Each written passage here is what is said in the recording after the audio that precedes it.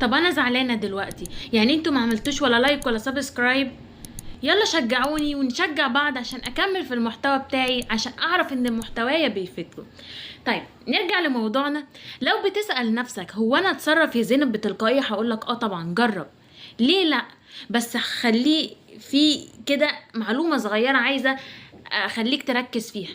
التصرف بتلقائية مش بتنفع في كل المواقف ولا تنفع مع كل الناس، بس ان انت تعيش بتتصرف بتلقائي وتلاقي نفسك، دي اهم حاجة. دي اهم حاجة في الحياة. اختار تكون طبيعي مش مثالي، اختار تكون عفوي مش مزيف، لان في الاخر خلينا متفقين ان التلقائية مش ضعف. خلي دي بصمتك في الحياة، وقول دايما انا هنا ودي حقيقتي، واللي يحب يتعامل معاك هيتعامل معاك عشان انت نقي من جوايا يا صاحبي. وبرضك ما تنسوش تعملوا لايك وسبسكرايب عشان نكبر عائلتنا واعرف ان محتوايا بيفيدكم. باي باي.